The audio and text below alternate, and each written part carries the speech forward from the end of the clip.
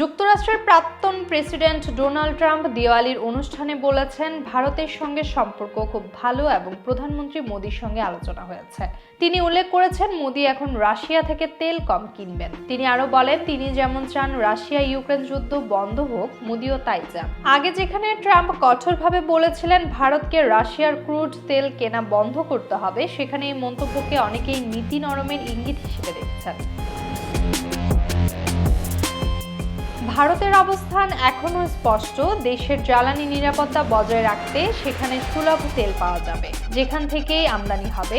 তবে রাশিয়ার তেল আগের মতো সস্তা না হওয়ায় ভারতীয় অর্থনৈতিক সাশ্রয় কমেছে।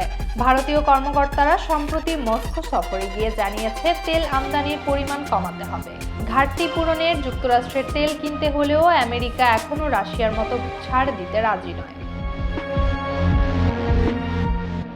দুদেশের বাণিজ্য চুক্তি নিয়ে দীর্ঘদিন ধরে আলোচনা চলছে। একাধিক নির্ধারিত ঘোষণার তারিখ পিছিয়ে গেছে। মূল বাধা ছিল যুক্তরাষ্ট্রের দাবি, ভারতের কৃষি, দুগ্ধ ও জিএম জেনেটিক্যাল মডিফায়েড খাদ্যপণ্যের বাজারে প্রবেশাধিকার সুযোগ দিতে হবে। প্রধানমন্ত্রী মোদি একাধিকবার বলেছেন, কৃষকের স্বার্থের সঙ্গে আপোস করে কোনো চুক্তি হবে না। সূত্রের খবর, ভারত নন জিএম ভুট্টা ও সয়াবিন জাত পণ্যের আমদানি বাড়াতে সম্মত হয়েছে। যুক্তরাষ্ট্র চীনের আমদানি হ্রাসের প্রেক্ষিতে নতুন বাজার খুঁজছে, যা ভারতের জন্য সুযোগ তৈরি করছে। ভারতের অভ্যন্তরীণ বাজারে পোল্ট্রি ফিড, দুগ্ধজাত খাদ্য ও ইথানলের চাহিদা দ্রুত বাড়ছে, যা এই সিদ্ধান্তকে সমর্থন করছে।